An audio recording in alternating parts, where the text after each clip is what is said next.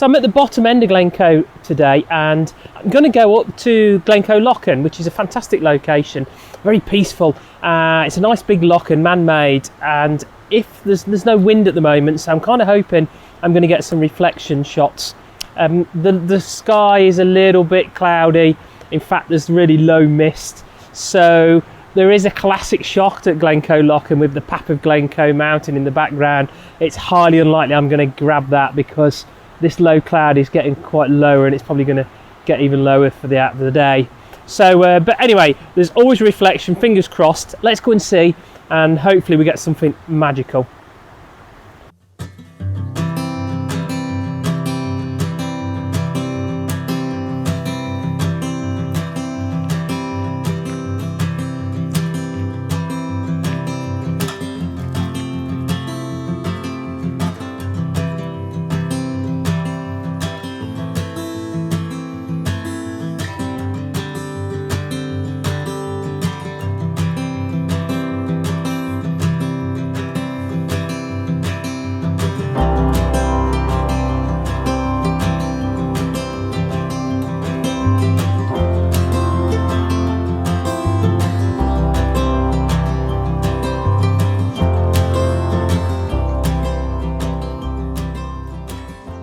So this is the only day I got free this week, and I thought it's been a while, I need to get a video out, and I was hoping the weather was looking potential for a good sunrise, sunset, but I got it this morning and I'm afraid it's just this kind of low mist, a bit dreek, and I thought, you know what, I'm going to come out anyway and let's see what we get. So I don't know how this video is going to turn out. I think I might end up going more technical and start talking about sort of exposure and stuff. But if we get some good shots, I'm going to try it and we'll show you those shots. Could potentially be a bit of a minimalist, maybe black and white day, and we'll see how we get on. But yeah, great shots, some great locations at Glencoe Lochan. I've got about 3 or 4. Somebody mentioned there's another one around the corner there which I've never seen, so I might go and have a explore that and see if we can find that. But we'll see how this video goes. So this is Glencoe Lochan, and it's a beautiful place, lovely, and with the rhododendrons out at the moment, they're all in pink flower, so it's actually really quite a nice little tranquil place. The Lochan is just up the top end of Glencoe village, and it has a little interesting tale. It was built by Lord Strathcohen in the 1890s, and the reason was he's one of the founder members of the Hudson Bay Company, and what he did is he married his wife Isabella, who was Canadian, and they moved back to Scotland and they built a big house here, Glencoe House, which is a big posh hotel just nearby. And his wife never settled in Scotland, I'm afraid, so being wealthy as he was, he actually imported all these trees over from the Pacific Northwest and got them planted around here and built this Lochan kind of to represent Canada, so she would be a bit happier. Unfortunately, she weren't very happy at all, and they actually ended up both going back over to Canada, I'm afraid. But it did create this beautiful Lochan, and it's just a lovely place to come. And I quite often do a bit of photography. There's a few good locations here.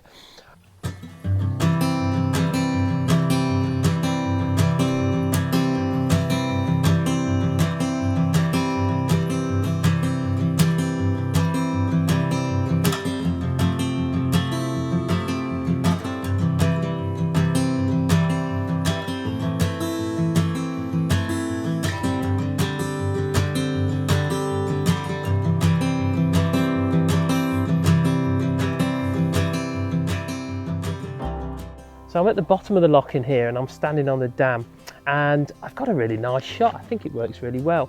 It is actually helped by the weather, the fact that the cloud is so low. I can't really see the mountains in the background, so you can see on the photograph here, because I've lost all these mountains in the top, it means it gives me that nice minimalist look, which I'm kind of looking for today. I've got this lovely reflection in the water. Everything's very vivid green this time of year. We're on the sort of, actually it was summer solstice yesterday, so everything's very vivid green this time of year, which sometimes works quite well. If you get a bit of colour from the rhododendrons or something like that, will help a little bit.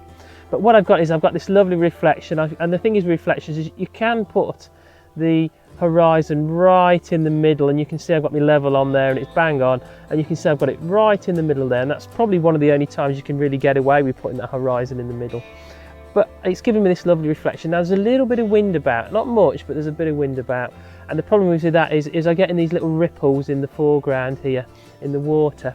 So what I've actually gone and done is I've gone and popped on a 6 stopper here, and that's giving me, as you can see, at f11 giving me a 10-second. I've had to reduce my ISO as low as I can, and that's giving me that 10 seconds, which will sort of average out those ripples and sharpen up the edges a little bit.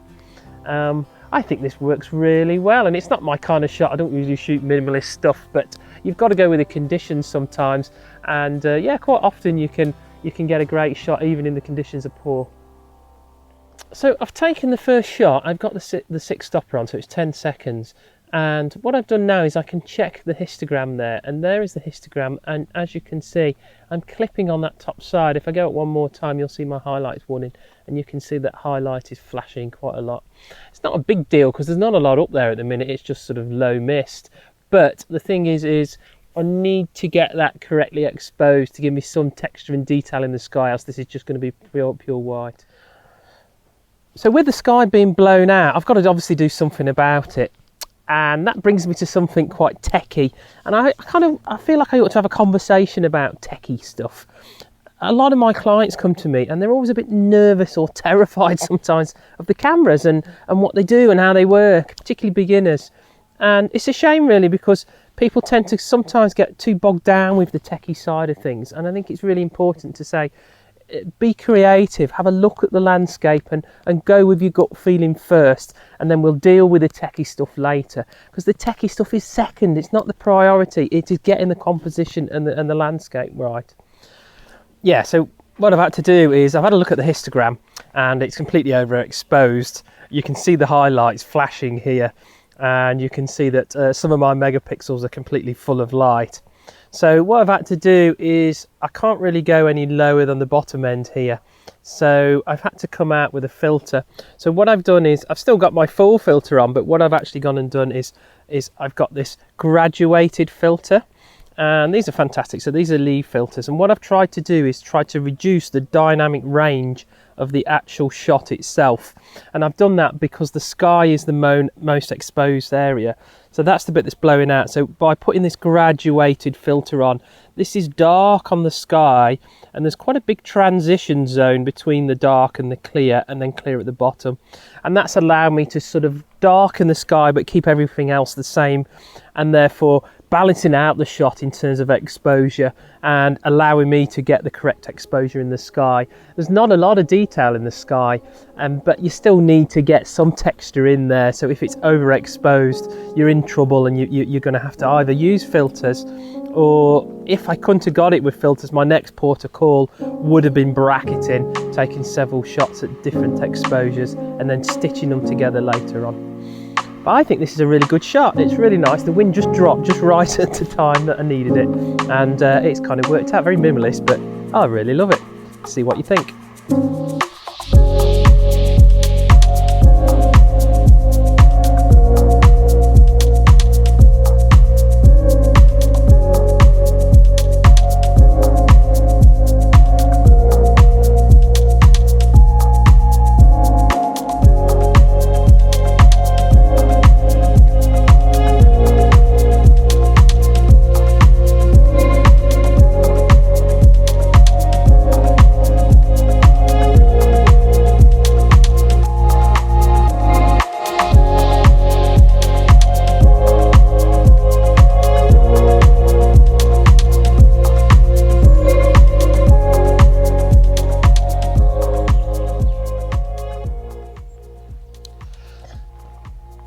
So the problem with shooting photography in Glencoe this time of year, it's mid-June, in fact it was the summer solstice yesterday, is everything is very green, and it's kind of hard to find any difference in textures. So I really struggle, and in fact if you have a look at a lot of my portfolio shots, they tend to be more autumny colours just because of the variety of the browns and the greens and the oranges. But everything, all the vegetation this time of year is all green, apart from the rhododendrons, and what you get is this lovely pink colours. So here we go, look at these lovely pink rhododendrons. There's a wee little Lochan here, and I'm guessing all these lilies will be out soon as well.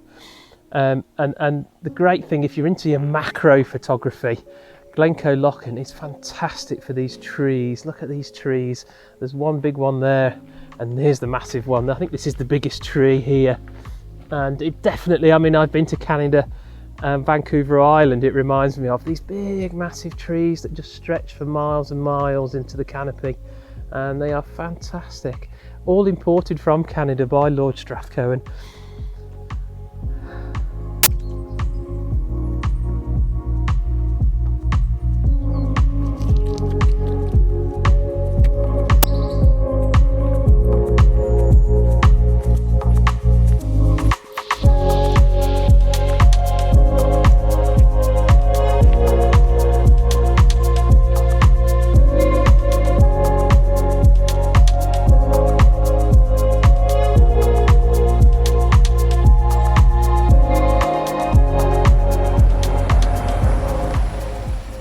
I'm afraid the cloud did come down eventually and covered it all out, so it got a bit misty and rainy. So what I've actually done is I've walked down towards Glencoe village again, and now I'm turned right, and this is coming towards a tidal pool, and I'm hoping for some locations here with the water just coming around, some really nice features in the rock as the water scooped it all out.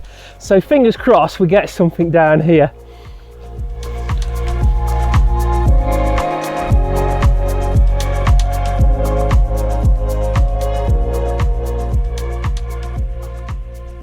I'm finally at the tidal pool, and this is a great location, it really is. I'm going to flip you around and let you have a look at it. So all these rock formations, and it's all caused just through the River Coe coming through this gorge section, and you can see these lovely features just coming down here, even under the water as well. I mean, there's some great features. So whether I'll be able to get a shot out of it, I don't know, but definitely something to look at. So I found a spot that works for me. It's a bit dicey, definitely quite perilous. These rocks have got a bit, because it's all under shade, these rocks have got a little bit of an algae on them, and it's very slippy, it really is. So I'm kind of balanced on the middle of nowhere, but the shot itself is fantastic, and if I spin you around, it's the colours that does it for me on this little location. Look at that emerald sort of colour of the water. This is the River Coe coming down here, and it's so clear. Look how crystal clear it is. You can see right deep into the water, and I've swam up there, and I can tell you there's some really deep drops in the middle of that. It's so surreal swimming through it. Cold though, because it's mountain water. So as I come around, I'll show you the shot I've got, trying not to fall over. Oh my crikey. So what I've got is I've got this lovely shot. Let me just get that shade out of the way. I've got that lovely shot, and you can see that sort of emeraldy colour. And what I've done is, I'm going to move you out and show you here. What I've done is I've used this boulder here in the foreground as some foreground interest, just to give some depth to this photograph. And what that does then is it leads the eye up and then into the actual main body of the water. And then you get all these lovely features higher up, and the greens are everywhere. Like I say, this time of year, everything is so vivid green. And if you look at it, everything looks so green and vivid, but you do lose a few of the textures. My only concern is, can you see that, that little bridge stanchion there, which is an old concrete bridge pillar. So I might have to edit that out a little bit, maybe in the old Photoshop, but just don't tell anybody. The question is, do I go really slow shutter speed? It's quite dark here because we're quite undercover, and with this low mist around us. Do I go slow shutter speed? I think I should, because there's not a very lot of water that's fast flowing, but these little bubbles are coming through, so maybe I might try sort of a 5-second shot here. We'll see how we get on.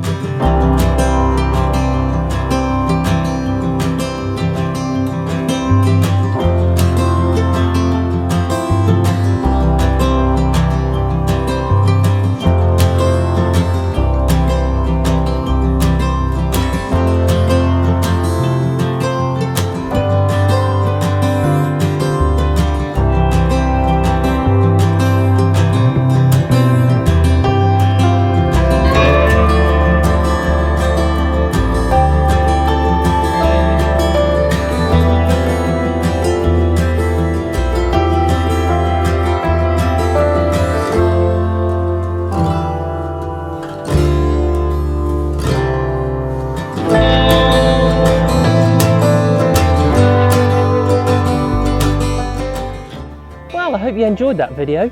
If you did, give me a thumbs up, always appreciated. And if you really like this kind of content, I've got a few videos I've done now. Go and subscribe, and you'll never miss another one. Well, that was a nice easy one to...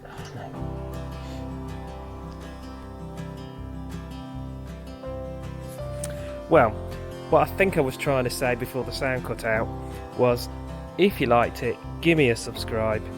It always helps my channels, and if you click on the little bell, you'll always get a notification every time I upload new content. I hope you enjoyed the video. We'll see you in the next one.